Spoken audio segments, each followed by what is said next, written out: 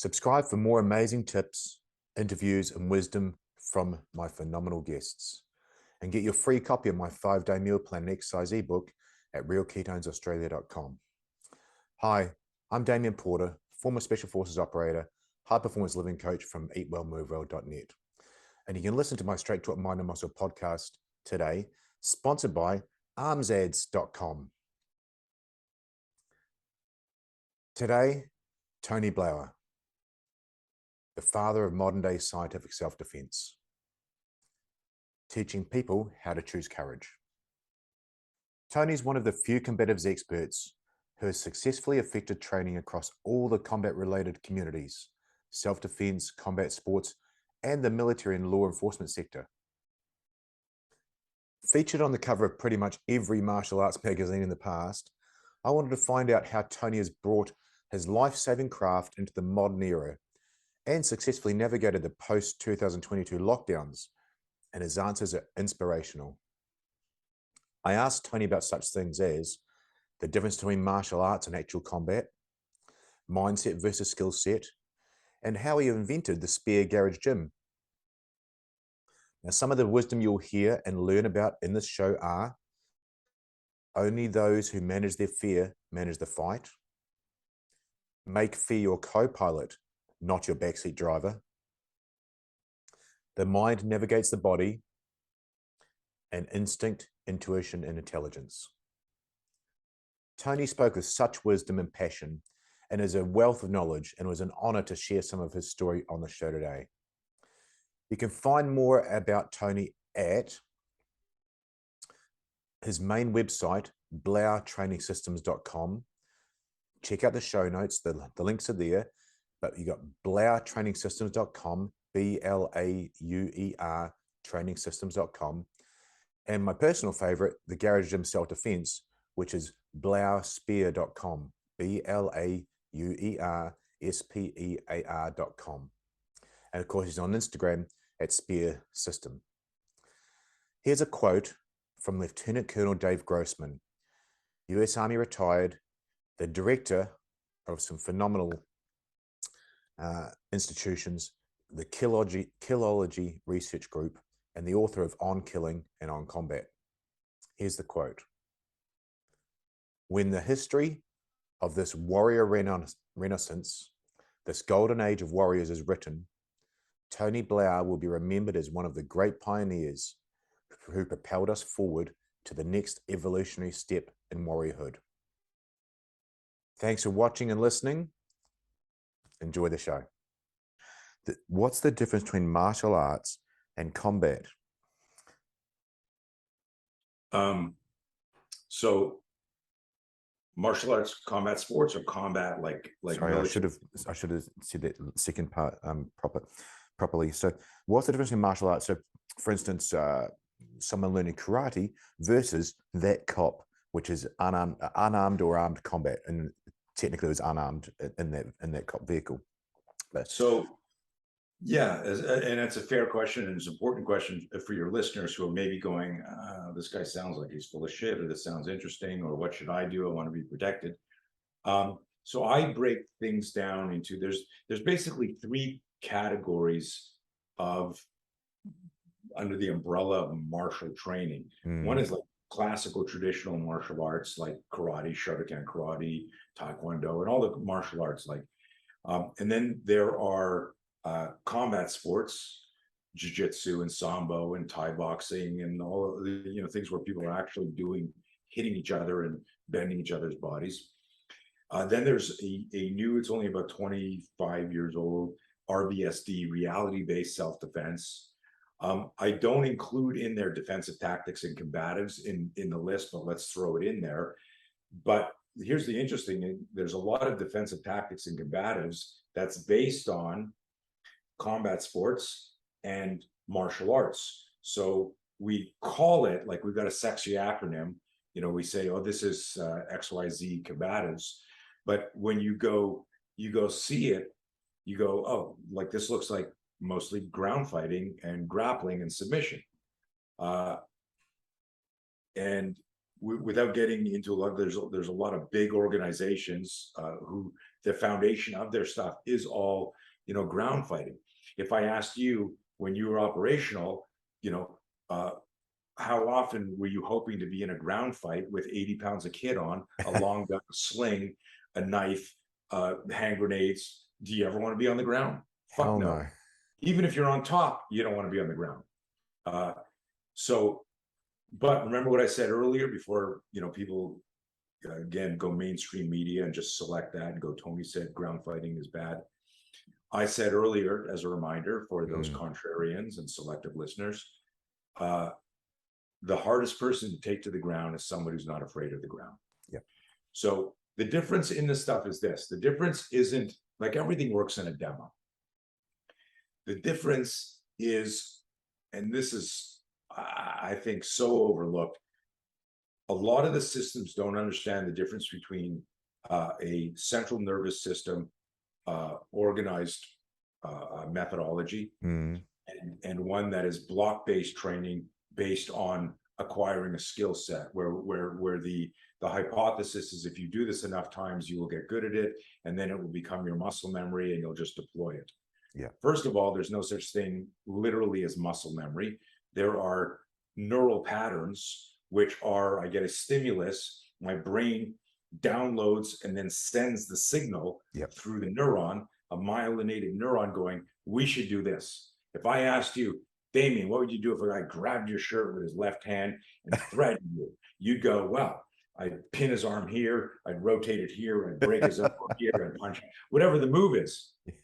But if that's a theoretical move. Now, if somebody way bigger than you, grabbed you and slammed you against the wall, and you fell backwards, you lost your balance, that your other hand, you switched stance the way you always would trap with this hand and rotate, like your brain is organized in a certain way. Yeah.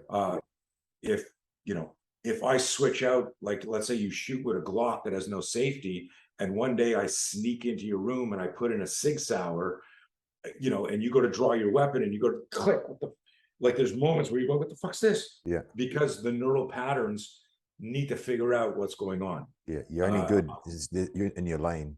Yeah. So to answer your question, there's a bunch of differences. First of all, a lot of the martial arts are steeped in ritual and respect and integrity and honor. And there's nothing wrong with that. I love that. I think it's missing everywhere in the world. But we would never spar without bowing and hitting a stance, and you can't do that in a real violent encounter. No, if you're in a fair fight, you're wrong. Right. But also, like real violence these days isn't like a duel back in the days where I come in and I smack you with a glove and then we meet tomorrow at sundown and duel, and there, we got a second there, making sure we don't cheat. And it's not a duel. It's, you just get jumped. You're fucking sitting there with your family, you're eating a hamburger, you take some money of ATM, you turn around and go, oh, fuck. You're in the elevator checking your phone, and all of a sudden the hands open before the door closes and two guys step in. You get a bad feeling and you're like, oh, fuck. Right? Yeah. It just happens like that. So that's, to me, when my student Mitch lost this fight in 1980, he lost a fight in school where he had been shoved. It was the first time he got physical. He grabbed the kid, slammed. So my student Mitch grabbed the aggressor, the bully, slammed him against the wall and said, you've been bugging me since school started. I don't even know you. Don't ever touch me again. It was ironic because Mitch is touching him now, but he's like 15-year-old and lost it. And he's standing like this, and don't ever, and he's telling me the story. And I go, and then what happened? He goes, he dropped me with a left hook. Oh. And I go, dude, like, why didn't you slip or parry or do anything? And he goes, oh, well, he said, I was holding my books in my right hand and I grabbed it with my left hand. So imagine if I had to box you, Damien, and I had to hold something in my right hand and hold your shirt. How easy would it be for you to hit me 3 times, right? Yeah. Just drill. So as soon as he said that, I make this joke. It was like the god of self-defense hit me with a lightning bolt. And I went, oh my God, we teach self-defense wrong. And in that instant, I knew what I had to do. And literally in his class, I said, "Is that your backpack? Are those your books?" He's like, "Yeah." I said, "Get them, grab me, show me what you did." And we reverse engineered it. Um, what was interesting is, like most, and I talked to a couple of martial art instructor friends of mine. I said, "Hey, what would you say to your student?" I wanted to see if I was onto something. Yeah. What would you say to your student? And I described the same thing. He said he shouldn't have had anything in his hands. Never compromise your hands. And I'm going, "Yeah, okay, mom, Yeah. you're being followed. You think you're about to get in a fight, so you toss your baby." Yeah. Um, Yeah. Yeah. Yeah. like, what do you mean? We always have shit in our hands, and we need to fight with stuff in our hands. Or the one you said from the car video, hey, you just run if someone pulls up to you.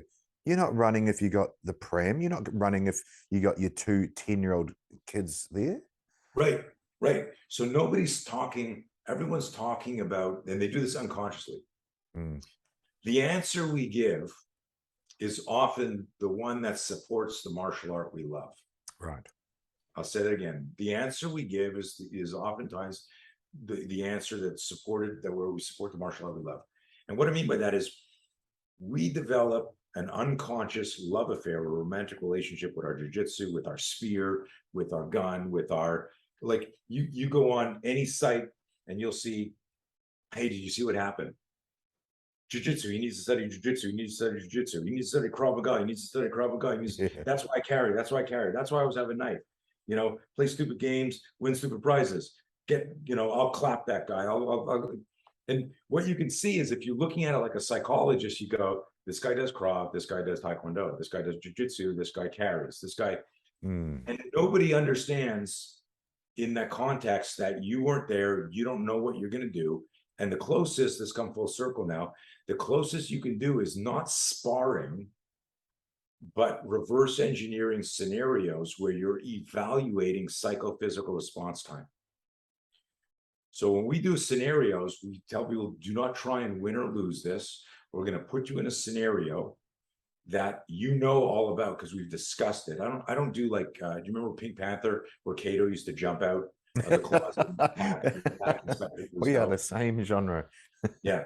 So I don't do that. I tell people, look, like, because there's some training entities that'll go, "Hey man, we're going to surprise you, Damien." We're going to And I tell follow people, you. like, and I go, they'll say, "Hey, would you go through our training?" Or will we surprise you? I go, "No, because I've got to agree not to kill you." I was gonna say exactly the same thing, Tony, because if that happens, I'm gonna be looking for the biggest, baddest weapon. If I'm in my car, I'm gonna fight with the car. Yeah, and 100%. And I'm glad you said that, because I go, listen, if I know that we're doing a training exercise where you're trying to show me, hey, what would happen if two guys jumped you and tried to abduct you and put you in a trunk? So we're going to take you here and do this. I go, I'm not going in the trunk. I'm not going to a secondary crime scene on purpose. They go, well, but it's part of the training. I said, can I kill one of your role players? And if they get me in the trunk, good. But can I kill your role players? And they're like, no, are you insane? And I'm being facetious to make a point here. I don't want, training can hurt, but should never injure.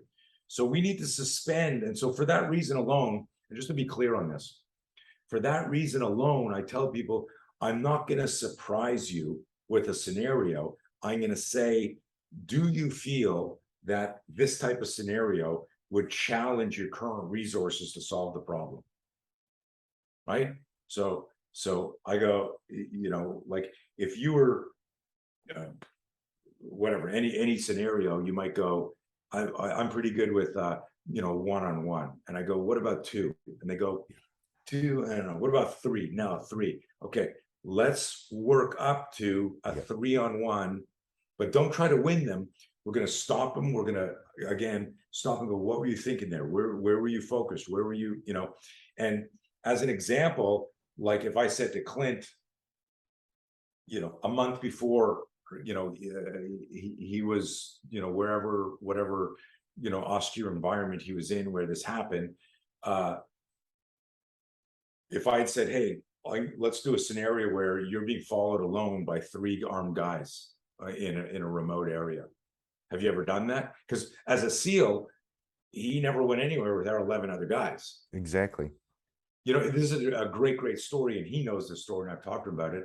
Many years ago, I was down at Fort Bragg, um, at the place that you know of, and that year, a Navy SEAL had been stabbed to death outside of a very famous restaurant bar called Hot Tuna in Virginia Beach.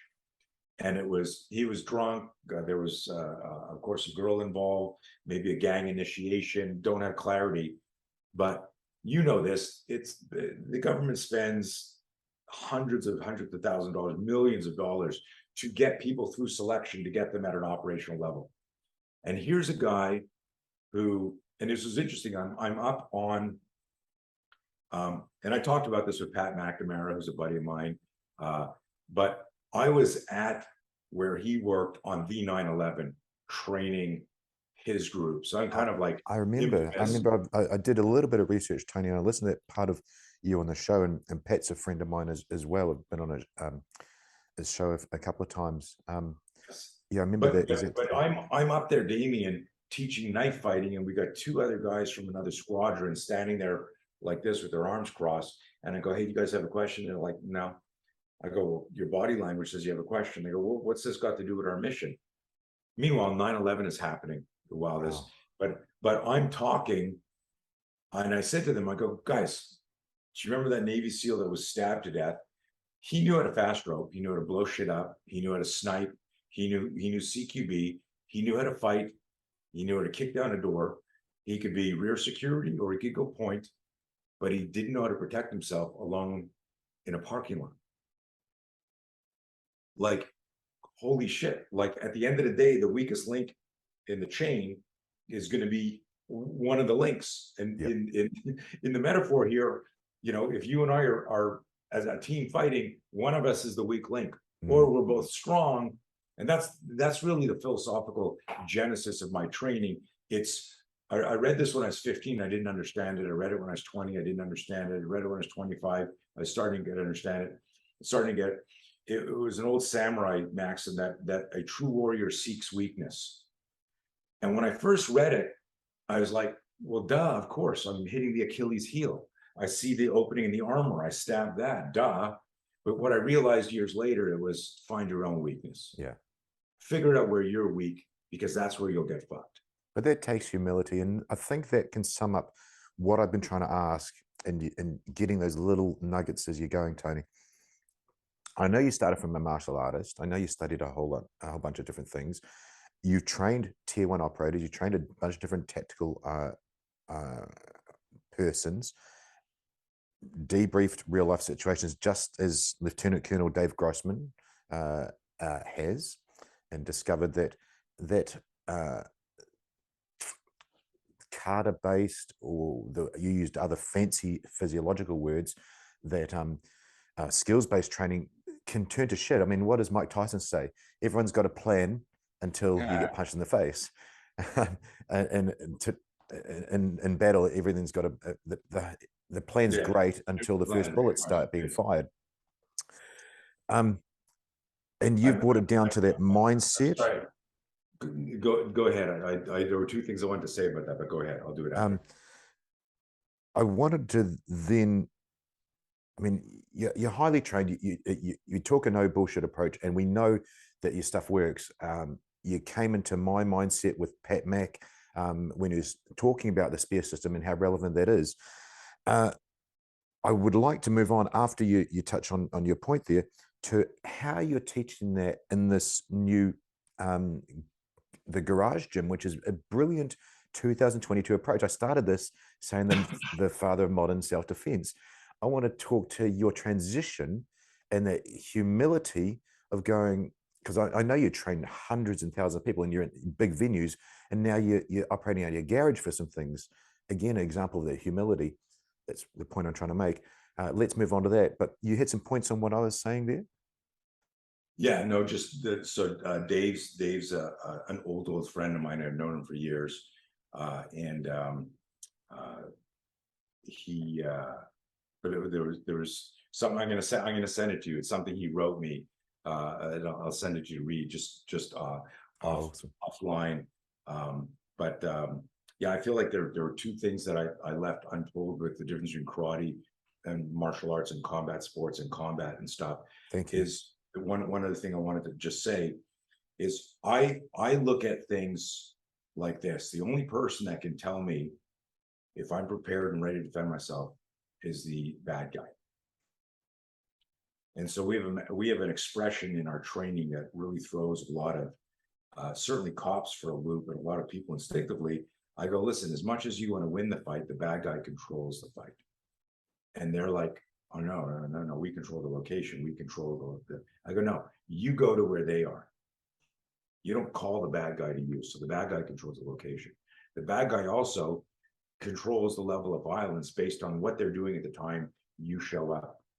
Absolutely. If he's killing somebody and then drops a weapon and stands up, he's a no shoot, right? I don't want to turn this into a cop show, a cop talk, but just yeah, and those of you out there who are in the general public and you good Samaritans, remember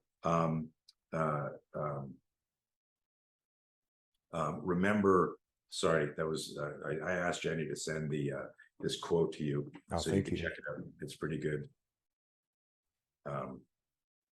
And so those of you out there who are good Samaritans, make sure you understand the moral, ethical, legal implications of using self-defense.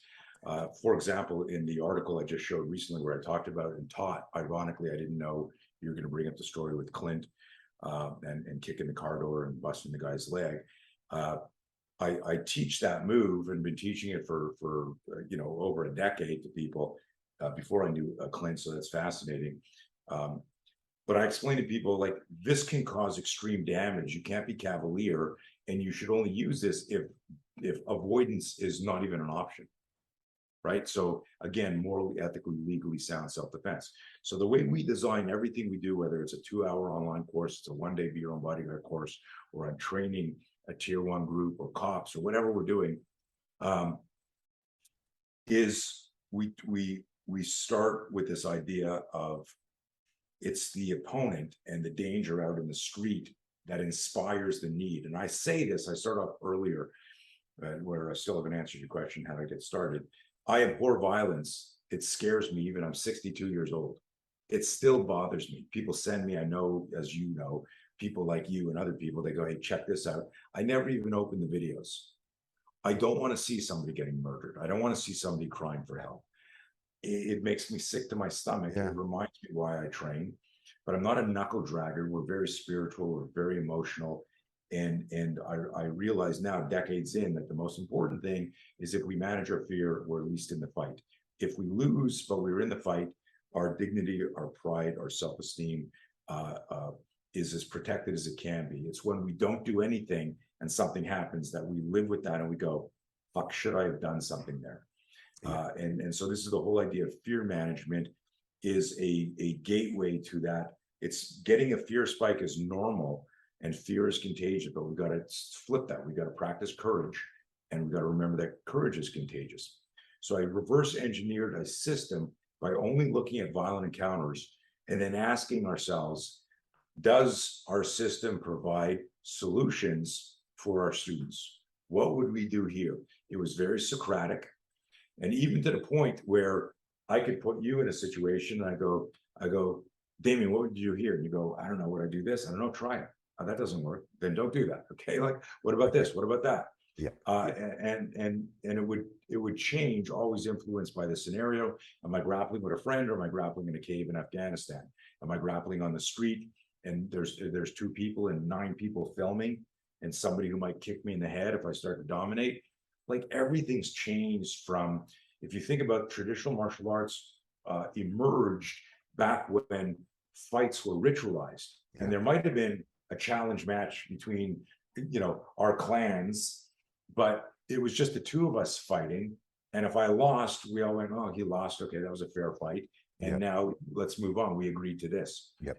The world is nuts now. And the criminals are much more which is probably, again, comes back to Dave Grossman. Probably 20 years ago, I read his original book, but he wrote that a lot earlier about the prevalence of violence from the video games and from the TV shows, and and we literally have Stop become teaching our inoculated to it. We children think to it's kill. okay to do. Yeah, Um, yeah, yeah, pretty crazy. crazy. Um, The but last thing you asked me, I just forgot. There was one thing where I went back because I wanted to answer that. What was the last thing? Shit. Um, oh my God. We were talking about bad guy controls the fight, and that throws people off. Level of violence, location, duration of the fight was the last one. wow, Bad guy, bad guy controls the duration, and people are like, "What are you talking about?" I go, "Well, how many times did you have to shoot that guy? 9. Well, how come the first 8 didn't yeah, work? Are you a lousy shot, or was he moving?" In other words, if the guy's wearing body armor, if the guy's on serious drugs, if the guy's got mental health issues, there's different things. And so when you look at that and you go, I want a true self-defense system, well, that would incorporate always looking at only scenarios, not wouldn't it be cool if I did this? Understanding the neurobiology survival, understanding the neuroscience of how our brain learns. So our stuff is brain based on neuroscience and understanding the neurobiology of survival. So the way I move my body, the way I teach an elbow, the way I teach a kick or a knee is consistent with kinesiology and biomechanics. So I'm not exactly. teaching somebody some like, okay, I could do this and do things. And I'm not making fun here because I did Wing Chun and boxing and Taekwondo, and I developed all those skills. But anytime I was in a confrontation, I was scared, tunnel vision, and then scrambling. I look, we look like 2 hockey players, fucking grabbing shirts and fucking, Yeah, and I go, how the fuck could I have been training for so long? And then I just, yeah, I understand. I grew up in Canada. We like hockey, but like, why? But I think that's consistent with everyone around the world. it is. You know, You got just it. scrapping like I that. say in the wellness space, you can't fight your hormones. I say in this space, you can't fight human natural human behavior. You called it the reptilian brain, and you had another name for it here that I've got in my notes that I write so fast I have to go back and look at them very closely. But we've really gone over for this time what you're teaching, which is brilliant. Can we finish off on how you teach that? And you do it really, really well. But let's touch on the garage gym and how you teach that to people Right. through And such a that was it. modern I day just format. remembered as you said that, I just remembered where we were. It was talking about the garage gym. Yeah. So this is neat. Let's go back a couple of 2.5 years in everyone's life. Pandemic hits, and 2 weeks to flatten the curve. And I'm sitting around. I'm like, okay, this is cool. I'm hanging out with my family. I was used to travel a ton. I'm here at home. I live in a nice area. Um, Spending time with the family. 2 weeks turns into 3 weeks, turns into 3 months.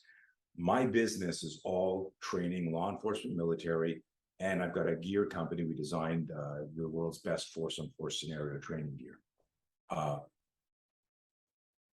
All of our sales stop. I have zero money coming in. And now we've canceled 35 classes, which represents hundreds of thousands of dollars. And I'm sitting in my office, Damien, and I go like this.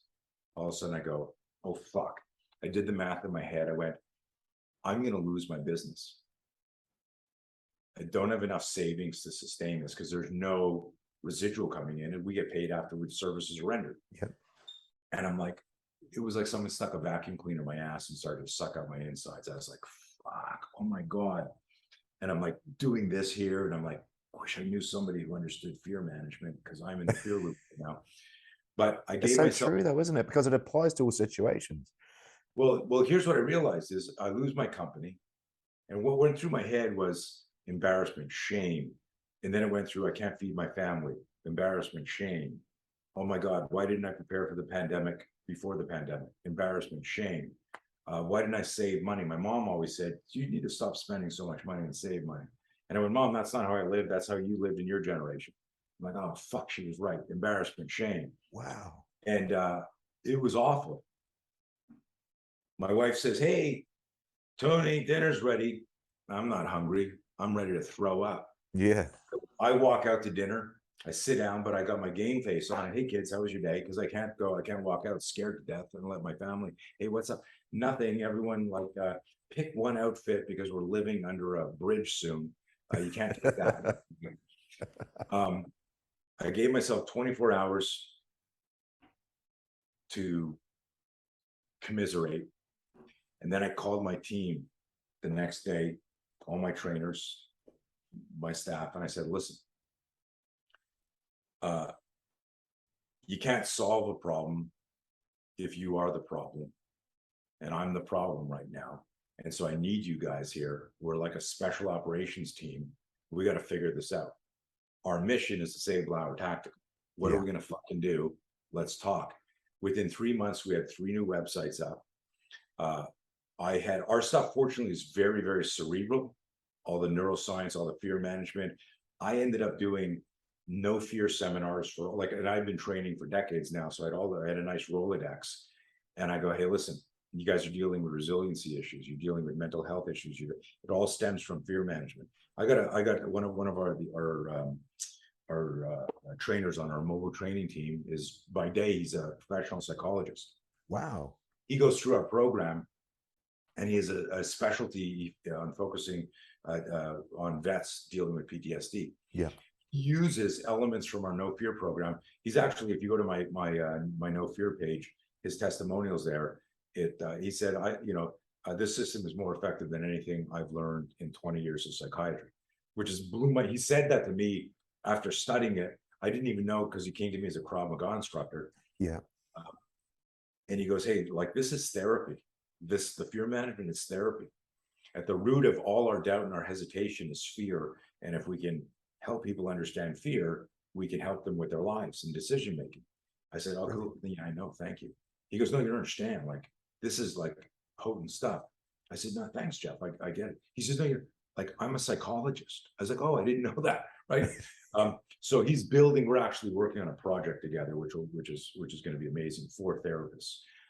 But all this back to the garage gym. Yeah. We came back, we created online courses, online training, and to the point where I actually, in the garage gym with my CERT pistol, with other stuff, I was doing force on force training on the other side of the world, literally through Zoom. I got to the point where if you told me 3 years ago, you're going to run where this team on the other side of the world who's training before, who has your high gear suit, they're going to be doing bodyguarding stuff. And I'm standing there like with like a hidden weapon, and I'm walking around towards guys, and they're moving towards me because it's spotlighted, so they just see me. They got a giant screen TV, and then all of a sudden I go like this, and I'm coming out with a gun, and people are knocking a principal away and engaging the TV. Yep. And it was fucking nuts, man. If you had told me I was going to do force on force over Zoom 3 years ago, Damien, I said, what are you smoking, dude? Yeah. But I've gotten to the point where I could say, I will teach you how to swim and not drown on Zoom without a pool. And I have people who are like Zoom hesitant, and they go, I can't learn on Zoom. It's because your instructors suck. Is there a different energy? Like if we were in the same room talking, this might be more energetic and more dynamic because we're there. But this is still a great conversation. I feel like I know you. I love the questions, and it works when geography prevents you from being there. It works when finances prevent you from being there. So this segues into the garage gym, and this is a great little summary of stuff. In 1977, I started teaching in my garage. And I taught in my garage, in different people's garages from 1977, 1980. 1980, I started teaching professionally, where I got paid. And I was teaching in everyone's garages. I'd drive around. I'd work 9 to 5 at my dad's office. And then every night and 7 days a week on weekends, I would drive to garages. I had 40 students a week, sometimes more. And I did that until 1985, when I opened up my first school. I was going, I'm making a good living doing what I fucking love. Yep. I'm not going to work in my dad's company anymore. Said goodbye, boom, started my own thing. Awesome. But in 1993, I closed that, and I've been doing seminars around the world for decades now. When all of this happened, there wasn't money coming in right away, and I was talking to a buddy of mine, Steve Weatherford, and I owe him a big shout. He was a NFL superstar who got into bodybuilding, and he's protein. supplements. He's kicking ass, doing really, really good, mentoring people. But we were talking, and it was right after I realized I'm going to lose everything. And I go, Steve, you got any idea? I'm like fucking in a corner right now. Yeah. And he says, aren't you like a famous self-defense guy? And he's mocking. And I go, yeah, that's the rumor. He said, listen, people know me for my bodybuilding and my training and all that. I have 150 people log on to Zoom every day and work out with me. So I don't charge them because they buying protein from me and they're in other business stuff. But I just log in, there's 150 people there, and I pound out a workout. And if they train with me and we talk, and it's great community. He says, why don't you do something like that, but charge? So I was like, holy shit. I literally went back into my office, recorded a 10-minute video or whatever it was, totally vulnerable. I didn't go, guys, I'm starting this new thing. I said, hey, I need you, those of you who are geographically restricted, financially restricted from training with me, I'm going to start doing this. I'm going to tell you, this is something I'm starting to get through the pandemic. If you are loyal and intrigued by the system, and lots of people on my newsletter list, we had 100 people sign up like in a day. Wow. And that saved my company. And the first day, and I know we're over as far as time, but I need to share this. Yeah, of course. The first morning, Damien, it's the first morning I'm teaching on Zoom. I've got, I think, because we run it live, we usually have 10, 15, 20, 30 people live, but there's hundreds of people around the world that watch at their own time zone, because you can just play it like on demand, right? Yeah. They're all stored in the cloud. And they're all in spotlight view, so it's almost like you paid for a private lesson from me. Anyways, I'm walking around the house like this. And my wife says to me, she goes, are you okay? I said, I can't believe how fucking nervous I am. Wow. She goes, you're nervous to go? And I've been teaching online for 15 years already. Not every week, but I would run seminars and webinars. I was using, before Zoom was even a company, I was using Cisco, WebEx, and Skype, right? Because like my affiliates would get together once a month and I go, guys, here's a new move, here's a new concept. Yeah. So I was comfortable with this. And doing seminars, I'm very comfortable talking, right? So she goes, why are you nervous? Like, you're the best spear instructor in the world. You came up with the system. What could you possibly be nervous about? You can't catch COVID over at Zoom. What are you nervous about? You don't have to do a demo on anybody. What could you possibly be nervous about?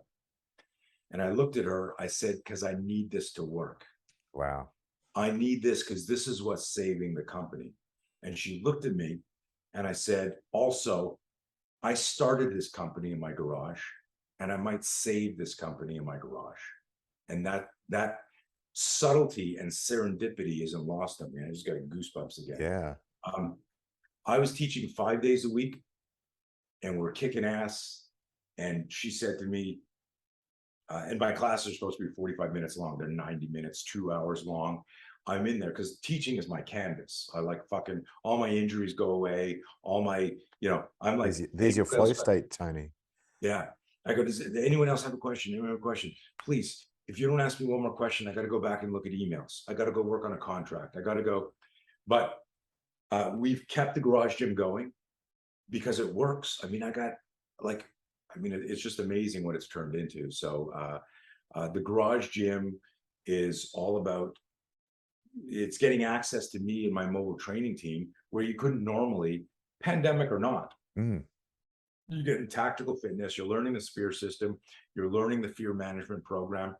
And it's like, we did stuff like something happened, like when the shooting in Texas happened.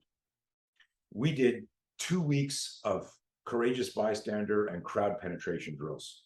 How to move through a crowd decisively, whether you're trying to get out of a building or into a building. You're going through people that are trying to stop you and you need to. And it was like all inspired by that. A crazy, like very eclectic themes. It's I'll never stop. And I just got back from 4 days in Las Vegas where we did an evidence-based scenario trainer course, Yep. and also our camp. We had 70 people at it, so we're still doing live stuff.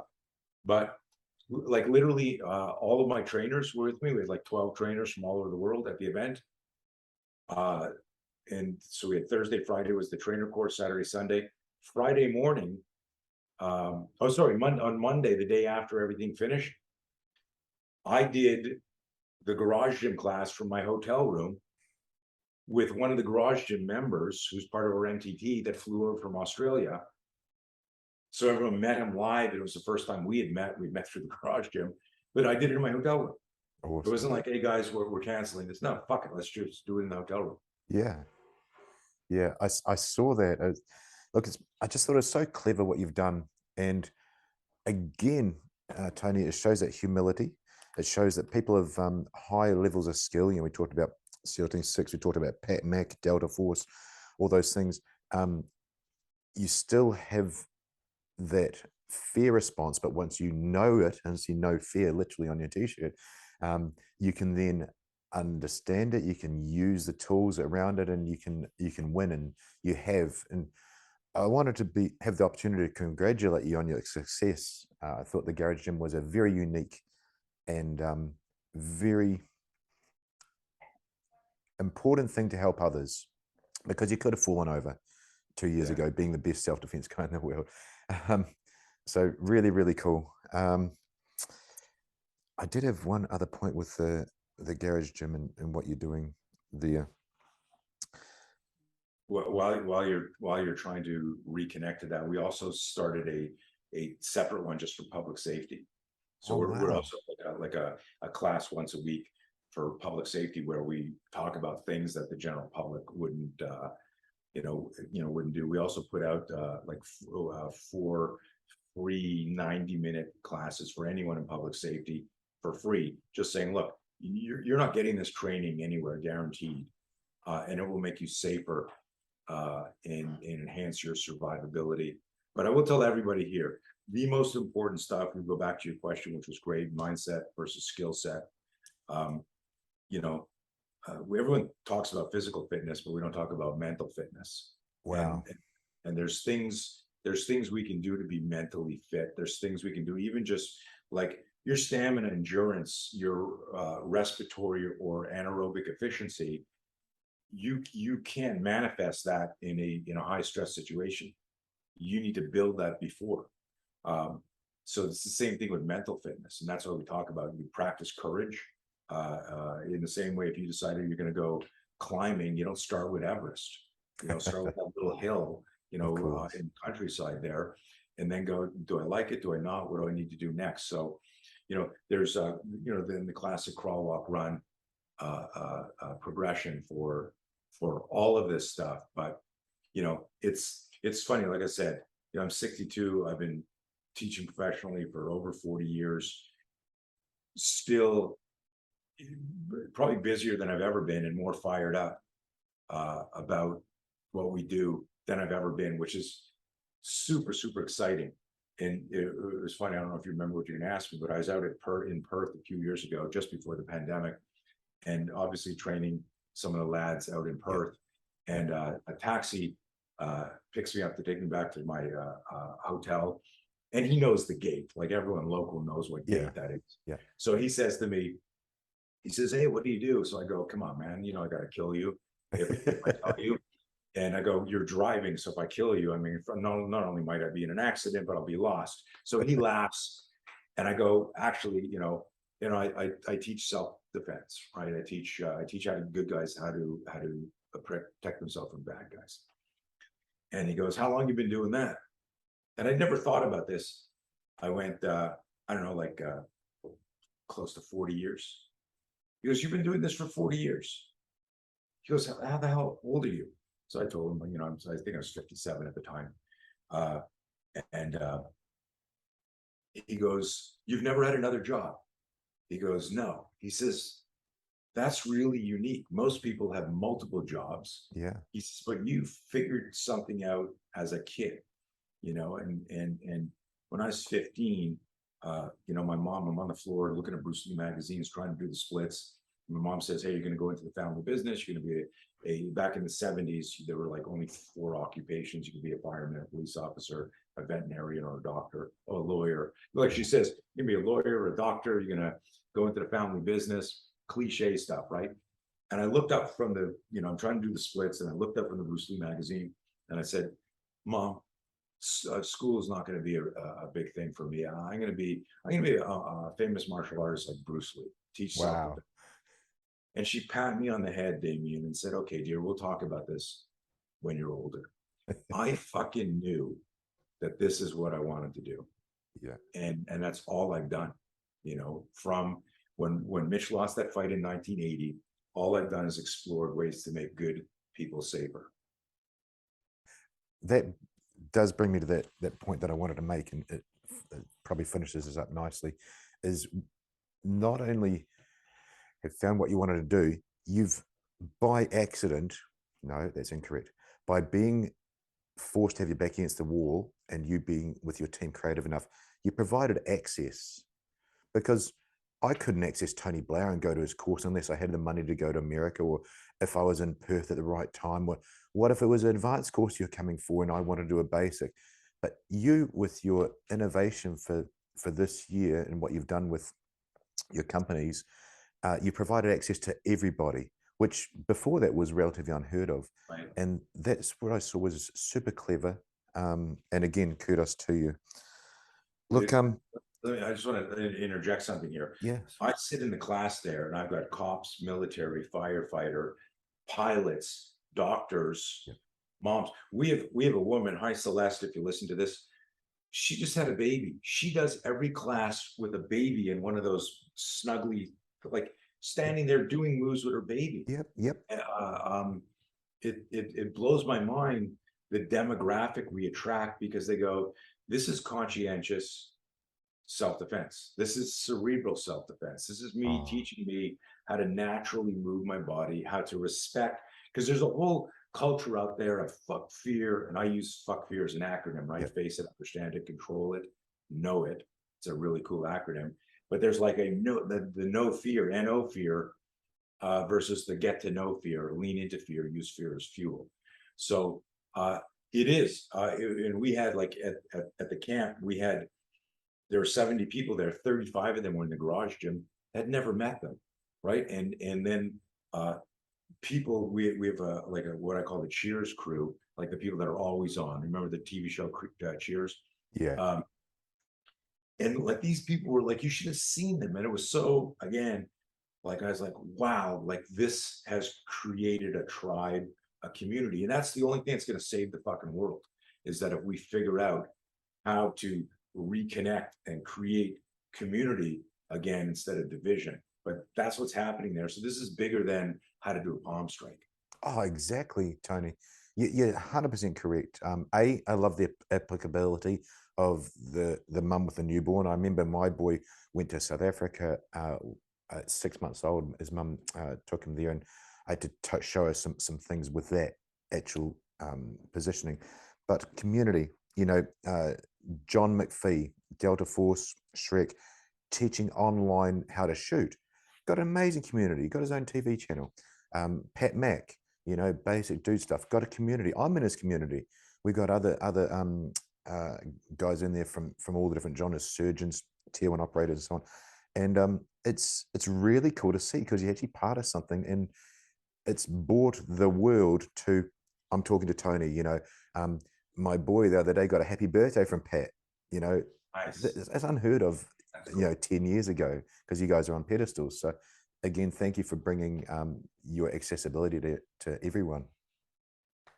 It's more, and I don't mean this to this, what I'm about to say is so true, and it's not some sort of like gratitude or humility play. Um, for years I've been traveling now. Like told you, 1993, I closed my business, started doing seminars. I was in my first martial art magazine in 1980. I was in Black Belt magazine. And so I've been in like over 100, blah, blah, blah, covers, blah, blah, blah. Yeah. Um, So people will want my autograph. They bring a magazine cover. They take um, pictures with me. Yep. And I always thank them before they thank me. Oh, And I go, hey, thank you. And they're like, why are you thanking me? And I always tell them, and you'll get this because I think we connected here, is if I had no students, what would I do? I'm only here because you're here. absolutely. If there were no violence, I'd be out of a job, and I'd be fine with that because I know I'm resilient enough to figure out, something else. But there's an old Latin expression, all my trainers know it, qui docet decet, those who teach learn. And the reason my team is so fucking good is because we teach. We want to learn, we want to be better. We're in there. I tell them, hey, I go like right now, we've got a retired chief of police teaching a course in outside Boston right now. And he knows if I call him up right now, I go to call him Chief because that's his name forever. His name is James, but I call him Chief. I go, hey Chief, which was your best course you ever taught? All my guys will go, my next course. Yeah. They all know, right? That's how into this we are. And it's qui docet decet, those who teach learn. We silently, before we start a class, we recognize if this student wasn't here, I'd be eating Doritos watching Netflix, maybe. Right? I'm making fun because we all train or whatever, but we wouldn't be training as frequently as if we didn't have students, which means we're getting safer, our family's getting safer, and you're getting safer. So we thank you. And that's truly been the culture of my company for decades. I think you just show purpose, Tony, and it's great to see you found your purpose so early. You've continued that, and your purpose serves to help others, which is a theme of a lot of, unknowingly, it's a theme of a lot of people on my show. I had the Sergeant Major of the New Zealand Army a couple of weeks back. He pulls out in the middle of the show, my job is to serve others. I was like, that's not what I thought a Sergeant Major in the Army did. But look, Right. I'll wrap it up there, Tony. I'll hit pause soon and we'll have a chat. But I would like to thank you for your time. Thank you for your service to others and all the things you've brought. Yeah, congratulations on where you're at now. It's been an absolute pleasure to speak to you. Thank you, buddy. And thank you for your service and everything you're doing now. All right. Brilliant.